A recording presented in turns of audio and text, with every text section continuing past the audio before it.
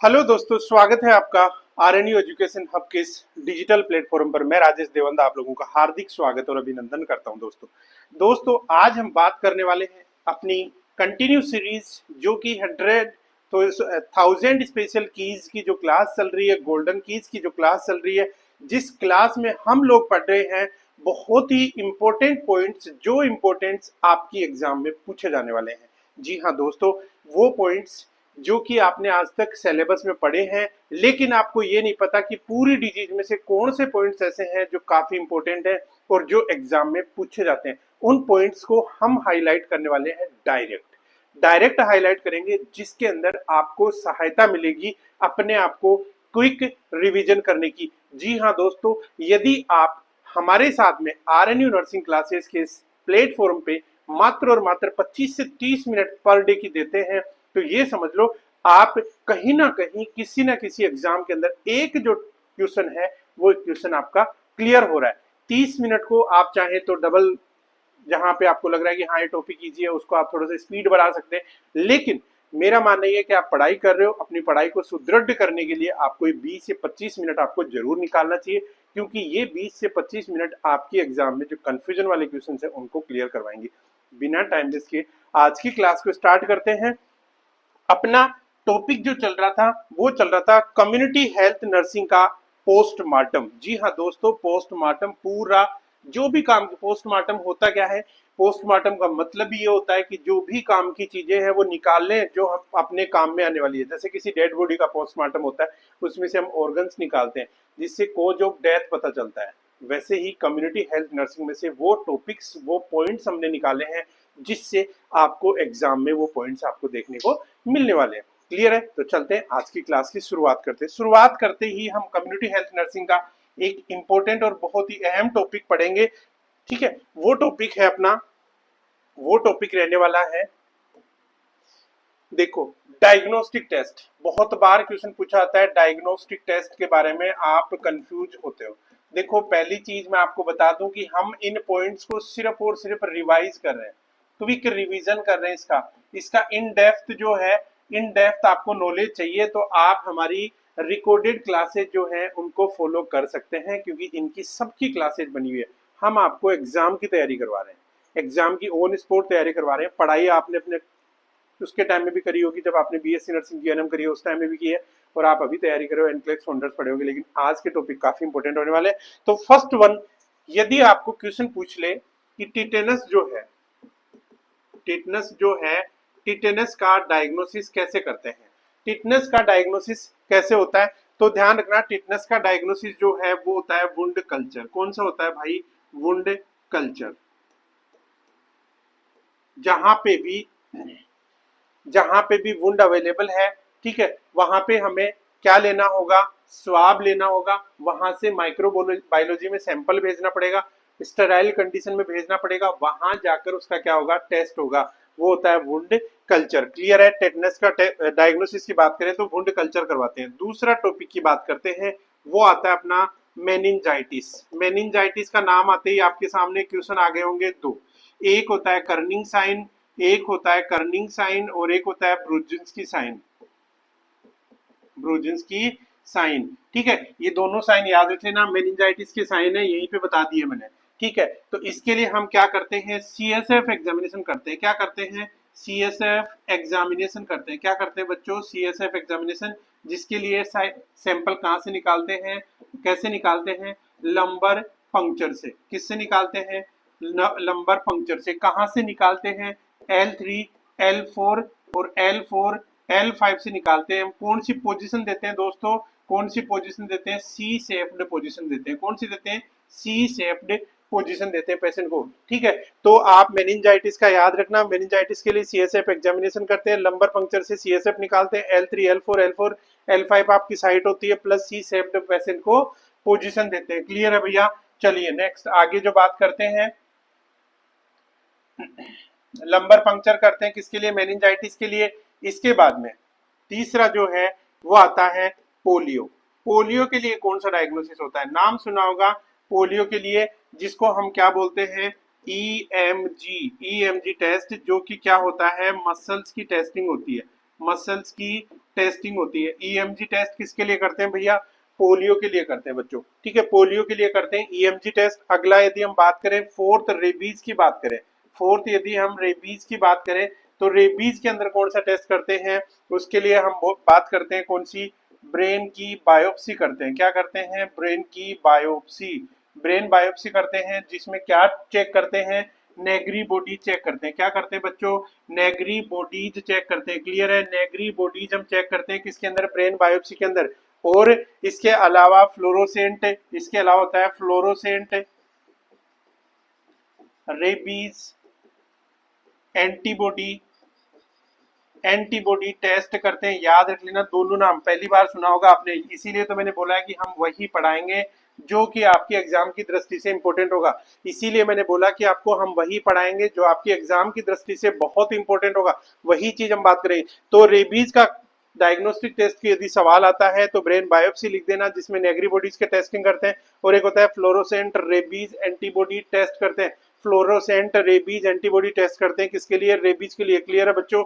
समझ में आया होगा। नेक्स्ट चलते हैं, नेक्स्ट स्लाइड में हमको क्या क्या चीजें मिलने वाली हैं। तो देखो यहाँ पे आ गया पहला डेंगू, डेंगू आपके सामने लिखा हुआ है। डेंगू के लिए टेस्ट कौन सा होता है? टोर्निक्वेट टेस्ट होता है। कौन सा होता है?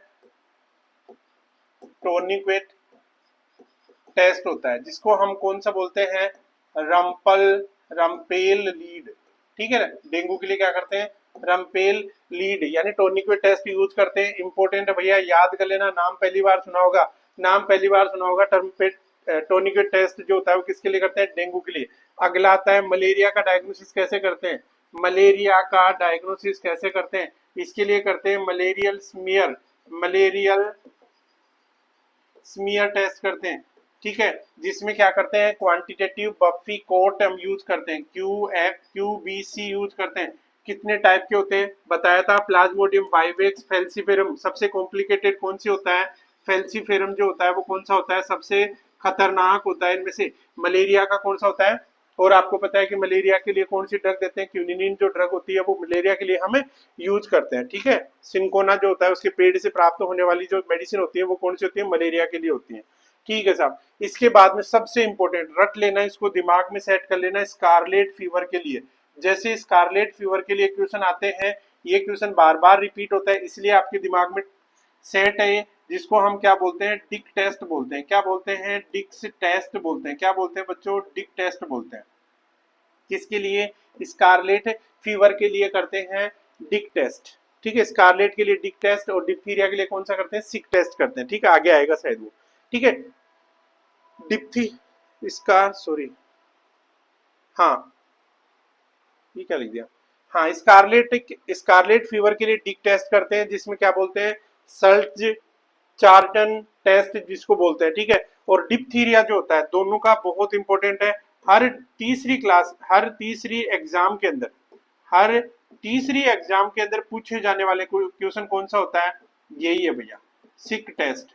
और सबसे ज्यादा कंफ्यूजन जो है ना, कंफ्यूजन, वो कंफ्यूजन इन दोनों में मिलता है। तो उस कंफ्यूजन को आज दूर कर देना है कि स्कारलेट फीवर है तो उसके लिए डिक टेस्ट करवाना है, डिप्थीरिया है तो उसके लिए सिक टेस्ट करवाना है। दोनों इंपॉर्टेंट है, याद कर लेना, दोनों के दोनों बहुत इंपॉर्टेंट है। स्कारलेट फीवर के लिए करते हैं हम कौन सा? Dick test. और डिप्थीरिया के लिए कौन सा करते हैं? सिक टेस्ट। और इसका दूसरा नाम क्या होता है? मोलोनीज टेस्ट भी बोलते हैं इसको। कौन सा टेस्ट बोलते हैं भैया? मोलोनीज टेस्ट बोलते हैं। याद रख लीजिएगा, क्योंकि इसमें से क्वेश्चन आपको जरूर से जरूर पूछा जाएगा, चाहे कुछ भी हो जाए। अब देखो, अगली बात करते हैं पर्टूसिस। किसकी बात करते हैं? पर्टूसिस जो है उसका टेस्ट डायग्नोसिस क्या करते हैं? नेजल स्वाब लेते हैं। इसके लिए क्या लेते हैं? नेजल स्वाब लेते हैं भैया, ठीक है ना। अगार प्लेट के ऊपर, अगार प्लेट क्या होती है? अगार प्लेट क्या होती है? अगार प्लेट कल्चर मीडिया होता है। क्या होता है? कल्चर मीडिया होता है, जिसके अंदर पूरा का पूरा पोषण मिलता है किसको?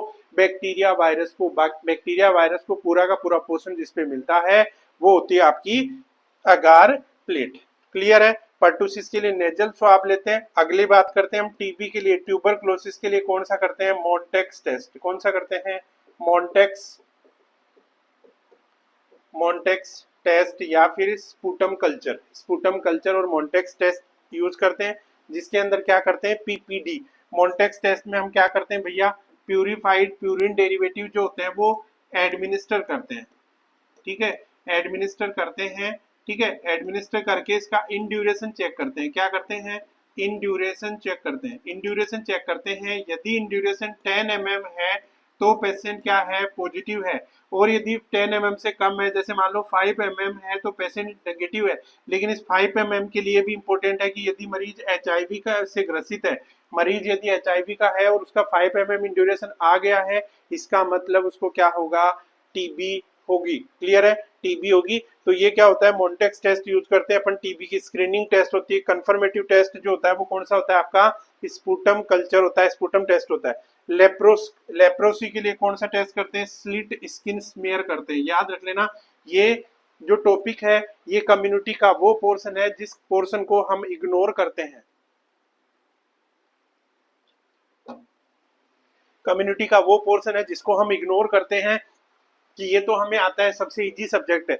लेकिन मैक्सिमम जो क्वेश्चन गलत होते हैं वो आपके कम्युनिटी में से ही होते हैं। तो कम्युनिटी के वही पॉइंट हम आपके लिए लेकर आए हैं जिसमें लेप्रोसी का जो डायग्नोसिस होता है वो कौन सा होता है? स्लिट स्किन स्मीयर टेस्ट होता है। पिन वॉर्म के लिए कौन सा टेस्ट करते हैं? स्कॉच टेप स्वैब यूज करते हैं। स्कॉच टेप स्वैब यूज करते हैं। क्या करते हैं पिन वॉर्म के लिए? जो पेरिनियल एरिया होता है, पेरिनियल एरिया, उसके ऊपर हम टेप लगा देते हैं, जहां पे क्या होता है, बच्चा जब स्टूल पास करता है या फिर वहां पे छोटे छोटे जो पिनवॉर्म प्रेजेंट होते हैं वो उस टेप के ऊपर आ जाते हैं, उनको अपन एग्जामिनेशन करते हैं। क्लियर है? तो पिनवॉर्म के लिए भी याद रख लेना, ये भी बहुत इंपॉर्टेंट क्वेश्चन है। इग्नोर नहीं करना है किसी भी लाइन को, क्योंकि मैंने पहले भी बोला है सिलेक्शन चाहिए तो कॉपी लेके बैठ जाओ मेरे सामने। 20 से 25 मिनट आप रेगुलर मुझे दे दो। यदि आपका सिलेक्शन नहीं हो जाए तो मुझे बताना। आपका सिलेक्शन नहीं हो जाए तो मुझे बताना कि सर मैंने पूरा आपकी क्लासेस देखी है और इसमें से जो एक क्वेश्चंस है, ये क्वेश्चंस मैंने किए थे लेकिन याद भी थे पूरे और मेरा सिलेक्शन नहीं हुआ, क्योंकि हमने कोई टॉपिक इनमें से छोड़ा ही नहीं है। कोई टॉपिक इन गोल्डन पॉइंट्स में से छोड़ा ही नहीं है जो आपका सिलेक्शन ना हो। क्लियर है? इसके बाद में अगला आता है टाइफॉइड के लिए कौन सा करते हैं भैया? विडाल टेस्ट करते हैं। कौन सा करते हैं? विडाल टेस्ट करते हैं। टाइफॉइड के लिए कौन सा टेस्ट करते हैं? विडाल टेस्ट करते हैं। क्लियर है? समझ में आया होगा इतना। अगले बात करते हैं, ये जो स्लाइड है, स्लाइड का स्क्रीनशॉट ले लेना, बहुत इंपॉर्टेंट है। इसमें से कोई ना कोई क्वेश्चन आने वाली एग्जाम में आपको जरूर मिल ही जाएगा। क्लियर है? अब देखो अगला आता है HIV एड्स के लिए कौन सा करते हैं अपन? एलिसा टेस्ट करते हैं, वेस्टर्न ब्लॉट टेस्ट करते हैं, polymerase chain reaction PCR, PCT नहीं है, PCR ये कौन सी होती है? HIV के लिए। HIV के लिए यूज करते हैं अपन ये वाले टेस्ट। तो याद रखना हम क्या बात कर रहे हैं? डायग्नोसिस की बात कर रहे हैं। कुछ ऐसी डिजीज कंडीशन जिनके डायग्नोसिस की एग्जाम में क्वेश्चन पूछे जाते हैं। पहला, डेंगू के लिए टोनिक्वेट टेस्ट यूज करते हैं, मलेरिया के लिए मलेरियल स्मेयर करते हैं, स्कारलेट फीवर के लिए डिक टेस्ट करते हैं, डिप्थीरिया के लिए सिक टेस्ट करते हैं, पर्टुसिस के लिए नेजल स्वाब लेते हैं, ट्यूबरक्लोसिस के लिए मोन्टेक्स टेस्ट लेते हैं, लेप्रोसी के लिए स्लिट स्किन स्मेयर काम में लेते हैं, पिन वॉर्म के लिए स्कॉच टेप स्वाब यूज करते हैं, टाइफॉइड के लिए विडाल टेस्ट यूज करते हैं, HIV एड्स के लिए एलिसा वेस्टर्न ब्लड टेस्ट और PCR टेस्ट करते हैं। इंपॉर्टेंट है, स्क्रीनशॉट ले लेना इस स्लाइड का। क्लियर है? चलते हैं। मैं आपको पहले ही बता दूं, ठीक है, पहले ही मैं बता दूं कि आपको करना क्या है। ये 20 मिनट आप जो रील देखते हो अपने मोबाइल के अंदर, उस रील को, यदि आपका सपना है नर्सिंग ऑफिसर का टैग लगाने का, 20 मिनट आपकी रील वाले में से निकाल के मेरी क्लास के लिए निकाल लेना। क्योंकि ये जो 20 मिनट के अंदर मैं आपको बताऊंगा वो कहीं भी आपको किसी भी बुक के अंदर समराइज्ड फॉर्म में नहीं मिलेगा।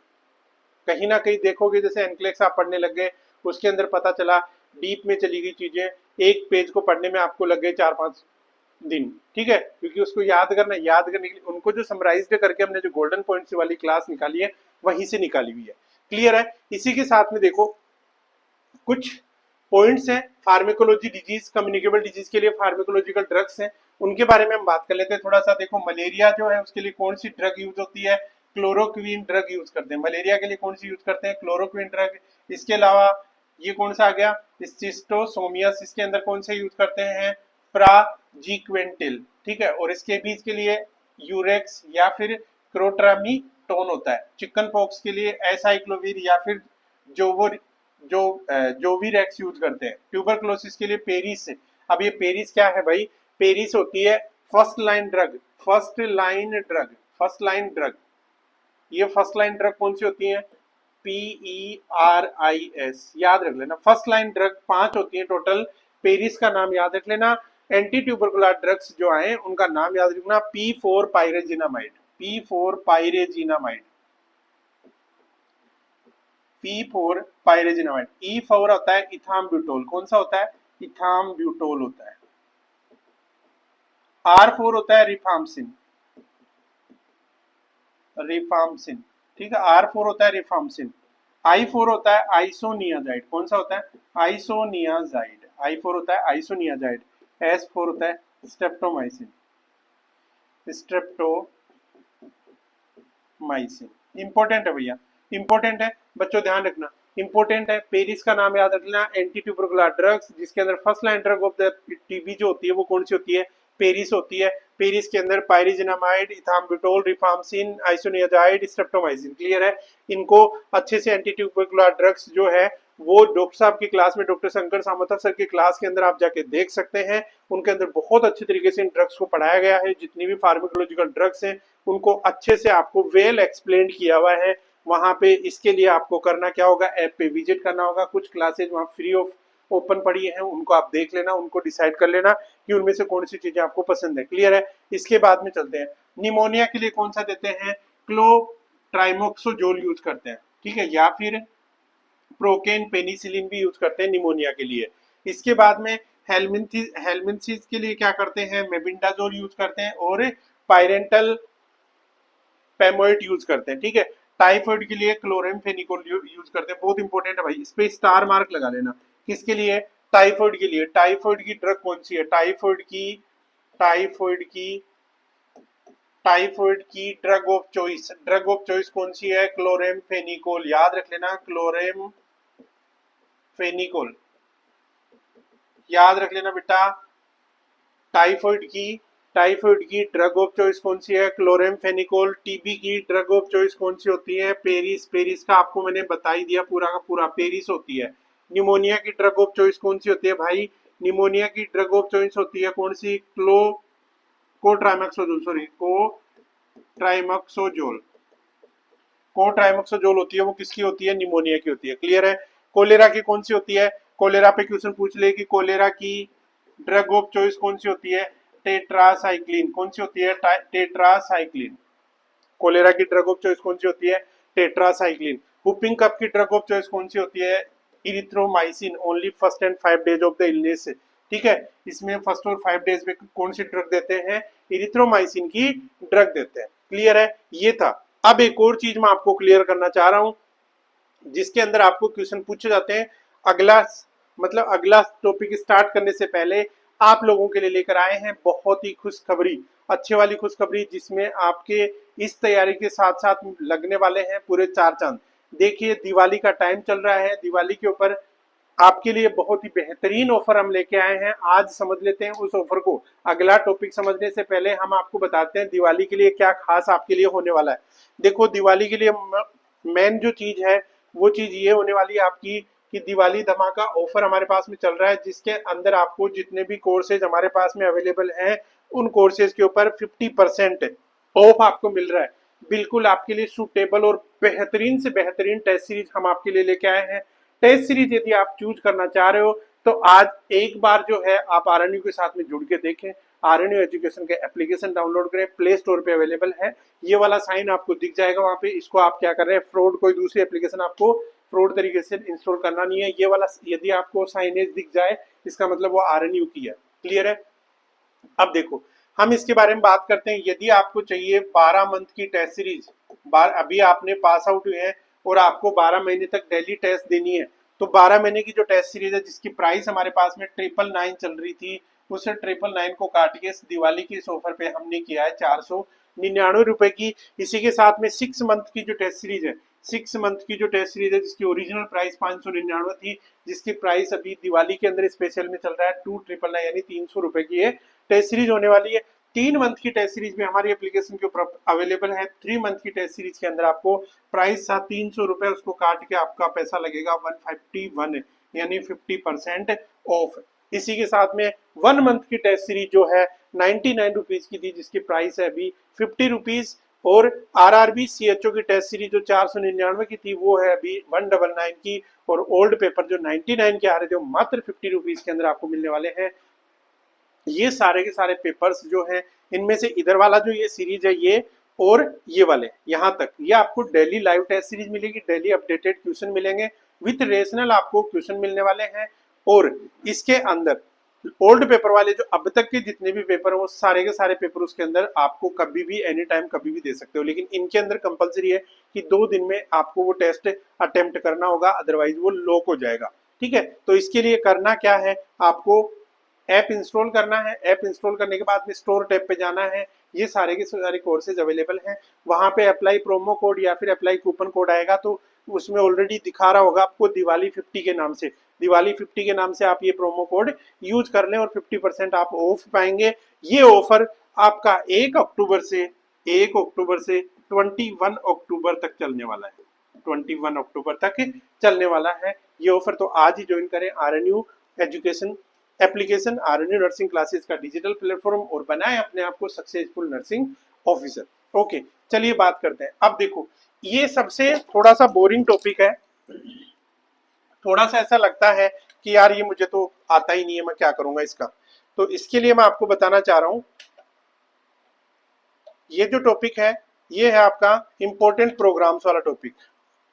इस इंपॉर्टेंट प्रोग्राम्स वाले टॉपिक में क्या है, जिनमें हमें डेट पूछ लेता है कि ये प्रोग्राम, क्योंकि आजकल आपको पता है कि नोटसेट कहीं से भी क्वेश्चन उठा के दे देगा, या फिर कोई भी एग्जाम के अंदर जैसे मान लो जीके वगैरह, तो जीके यदि नर्सिंग के जीके की बात करें तो यही तो जनरल नॉलेज होता है। तो इसके लिए हम बात करते हैं प्रोग्राम्स की, जिनको थोड़ा सा हम डिटेल में पढ़ लेते हैं। जैसे 1951 के अंदर 1951 के अंदर नेशनल फैमिली प्लानिंग प्रोग्राम आया था। नेशनल फैमिली प्लानिंग प्रोग्राम आया था 1951 के आजादी के मात्र 4 साल बाद में फैमिली प्लानिंग शुरू हो गई थी। क्लियर है। नेशनल मलेरिया कंट्रोल प्रोग्राम एनएमसीपी जो है वो आया था 1953 के अंदर। जैसे ही आपका फैमिली प्लानिंग शुरू हुआ 1951 के अंदर, 1953 के अंदर क्या हो गया, मलेरिया कंट्रोल प्रोग्राम शुरू हो गया। National leprosy control program start हुआ था 1955 के अंदर। लेप्रोसी जो कुष्ठ रोग जो था उसकी कंट्रोलिंग के लिए स्टार्ट हुआ था ये। अगला आता है national malaria eradication program. National malaria eradication program जो है वो आया था आपका कब, 1958 के अंदर। 1958 के अंदर आया था आपका national malaria eradication programme. Clear है। Okay, national tuberculosis programme, TB control programme जो है था, ट्यूबरक्लोसिस कंट्रोल प्रोग्राम एनटीपी जो था वो 1962 के अंदर था। और मोस्ट इंपोर्टेंट है, इसको याद रख लेना, मोस्ट इंपोर्टेंट, स्क्रीनशॉट ले लेना इसका और बार बार इसको क्या करना है, रिवाइज करना है। ठीक है। नेशनल ट्यूबरक्लोसिस प्रोग्राम जो था वो 1962 में आया था। नेशनल गोइटर कंट्रोल प्रोग्राम आया था 1962 के अंदर। नेशनल ट्रकोमा कंट्रोल प्रोग्राम जो था वो आया था 1963 के अंदर। इसके अलावा integrated child development services ICDS scheme जो आई थी वो आई थी 1975 के अंदर। National cancer control programme 1975 to 76 के अंदर आ गया था cancer control programme. National programme for control of blindness NPCB जो 1976 में आया था। काला आजार कंट्रोल प्रोग्राम 1977 में आया था। नेशनल मेंटल हेल्थ प्रोग्राम 1982 के अंदर आया था। और रिपीटेड क्वेश्चन आने वाला है, ये वो क्वेश्चन है बच्चों जो कि बार बार पूछा जाता है। National mental health program, national mental health program जो है वो कब था, 1982 के अंदर। 1982 के अंदर नेशनल मेंटल हेल्थ प्रोग्राम था। नेशनल लेप्रोसी इराडिकेशन प्रोग्राम जो था वो कब था, 1983 के अंदर। 1983 के अंदर लेप्रोसी इराडिकेशन प्रोग्राम था। उसके बाद में यदि हम बात करें, नेशनल एड्स कंट्रोल प्रोग्राम कब आया, एड्स कंट्रोल प्रोग्राम आया 1987 के अंदर। एड्स कंट्रोल प्रोग्राम जो था वो कब आया भैया, 1987 के अंदर। और ये भी इंपॉर्टेंट है, ये भी इंपॉर्टेंट है, अभी याद कर लेना इसको। नेशनल एड्स कंट्रोल प्रोग्राम जो था वो कब आया आपका, 1987 के अंदर। Baby friendly hospital initiative BFHI, BFHI community पढ़ रहे हो और कम्युनिटी के अंदर इन चीजों को इग्नोर कर दो, पॉसिबल ही नहीं है।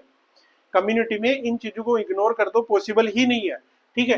तो बेबी फ्रेंडली हॉस्पिटल इनिशिएटिव्स का भी स्टार्ट हुआ 1991 के अंदर। 1991 के अंदर revised national tuberculosis control programme RNTCP, RNTCP कब हुआ, 1992 के अंदर। ठीक है। 19 वो कितना था, 1962 में था। ठीक है। Child survival and safe motherhood program 1992 के अंदर। National AIDS control program 1992 phase first जो था वो ये था। Reproductive and child health program कब स्टार्ट हुआ? 1997 के अंदर। नेशनल एंटी मलेरियल प्रोग्राम कब शुरू हुआ? 1999 के अंदर। और national AIDS control program phase second start हुई थी 1999 से लेकर 2004। National vector borne disease control programme जो था वो शुरू हुआ था 2003 से 2004 तक। इंपॉर्टेंट जो भी प्रोग्राम है वो प्रोग्राम मैं आपको बता रहा हूँ, बाकी काफी सारे हैं लेकिन इनमें से क्वेश्चन रिपीट होता है, कई बार क्वेश्चन पूछ लेता है। इंटीग्रेटेड डिजीज सर्वेलेंस प्रोजेक्ट जो है वो कब लिया था? ये हुआ था 2004 से लेकर 2009 तक चला था ये, ठीक है। इसके बाद में reproductive and child health program जो था आरसीएच सेकंड फेज जो था वो कब था? 2004 से 2009 तक, ठीक है। National rural health mission NRHM जो है 2005 के अंदर, 2005 के अंदर एनआरएचएम स्टार्ट हुआ था। प्रधानमंत्री स्वास्थ्य सुरक्षा योजना पीएमएसएसवाई जो है वो कब शुरू हुआ? 2006 के अंदर। इंपॉर्टेंट है, जीके का क्वेश्चन बार बार पूछा था अपनी नर्सिंग के एग्जाम में। National AIDS control program third जो है वो फेज कब शुरू हुआ? 2006 से 11 तक। 2006 से 11 तक स्टार्ट हुआ national AIDS control programme. National tobacco control program कब हुआ? 2007 से 8 तक। National programme for prevention and control of cancer and diabetes, cardiovascular disease and stroke जो है इसके लिए कब शुरू हुआ था ये प्रोग्राम? 2008 के अंदर। National programme for health care of the elderly patients, उनके लिए 2011 के अंदर, बूढ़े लोगों के लिए, बूढ़े इंसानों के लिए जो प्रोग्राम चलाया था वो चला था इस समय। अगले 3 और प्रोग्राम है, ये प्रोग्राम कौन से हैं? देखो, प्रधानमंत्री जनधन योजना, प्रधानमंत्री जनधन योजना जो है वो कब शुरू हुई थी? पीएमजेडीवाई 2014 के अंदर। इंपॉर्टेंट है भाई, मोदी जी ने जो भी काम करवाया ना उसको तो स्पेशली याद कर ही लेना आप लोग। प्रधानमंत्री जनधन योजना जो है वो कब शुरू हुई थी? 2014 के अंदर। प्रधानमंत्री सुरक्षा योजना कब शुरू हुई? 2015 के अंदर। प्रधानमंत्री जीवन ज्योति बीमा योजना कब शुरू हुई? 2015 के अंदर। ये थे कुछ इंपॉर्टेंट पॉइंट्स और इंपॉर्टेंट प्रोग्राम्स, इंपॉर्टेंट डायग्नोसिस इन किसमें? आपके कम्युनिटी के अंदर ये थे आपके मोस्ट इंपॉर्टेंट पॉइंट्स जो कि पूछे जाते हैं, मिलते हैं। इससे आगे की और इंपॉर्टेंट क्लास के अंदर अगली क्लास तक वेट करना और क्लास को ज्यादा से ज्यादा शेयर करना। और मैंने पहले भी बोला है, यदि इन क्लासेस का आपको नोटिफिकेशन चाहिए तो आप सब्सक्राइब चैनल को जरूर करें और बेल आइकन को प्रेस कर लें, जिससे आने वाले एग्जाम की जो नोटिफिकेशन है वो आप तक पहुंचाई जा सके। और आपको चाहिए बेहतरीन टेस्ट सीरीज जिसमें आपको 24/7 आपको असिस्टेंस मिल जाए, हेल्पलाइन सेंटर मिल जाए, हेल्पलाइन कॉन्टेक्ट नंबर मिल जाए, चैट की सुविधा मिल जाए, व्हाट्सएप नंबर मिल जाए, तो आपको इससे ज्यादा क्या चाहिए टेस्ट सीरीज के लिए। कहीं भी आपको हमारी टेस्ट सीरीज में प्रॉब्लम आती है तो आपकी ऐप के अंदर भी चैट का ऑप्शन है, जहां पे जाके आप हमसे चैट कर सकते हैं। व्हाट्सएप नंबर दिया हुआ है, उस व्हाट्सएप नंबर पे आप डायरेक्ट 24/7 कभी भी कॉल कर सकते हैं, व्हाट्सएप मैसेज कर सकते हैं। आपकी पूरी हेल्प की जाएगी यदि किसी भी टाइप की दिक्कत होती हो। और कहीं भी आपको यदि क्वेश्चन में, कहीं किसी भी क्वेश्चन में प्रॉब्लम आता है तो आप हमसे डायरेक्ट कॉन्टेक्ट कर सकते हो। यदि क्वेश्चंस, ये हमारे जो क्वेश्चंस हैं, ये क्वेश्चन हाईली क्वालिफाइड फैकल्टीज के द्वारा तैयार किए गए हैं और इन क्लासेस के अंदर इन जो क्वेश्चंस हैं, इन क्वेश्चंस के अंदर आपको रेशनल भी देखने को मिलेगा। तो उसके लिए करना क्या है, आरएन एजुकेशन की आपको एप्लीकेशन प्ले स्टोर पे जाके इंस्टॉल करना है। यदि आपके पास में iOS वर्जन है, एप्पल का फोन है, आप भी चाहते हैं टेस्ट सीरीज लेना, तो इसके लिए आपको 9660096541 पे हमें कॉल करें। आपको एप्लीकेशन का लिंक दिया जाएगा, उस लिंक को आप इंस्टॉल करें। इंस्टॉल करके आप भी टेस्ट सीरीज दे सकते हैं। हमारी जो एप्लीकेशन है उसका लिंक नीचे डिस्क्रिप्शन में अवेलेबल है, वहां पे आप क्लिक करके डाउनलोड करें। मिलते हैं एक और शानदार क्लास के साथ में, तब तक के लिए आप सभी का थैंक यू सो मच। जय हिंद, जय भारत।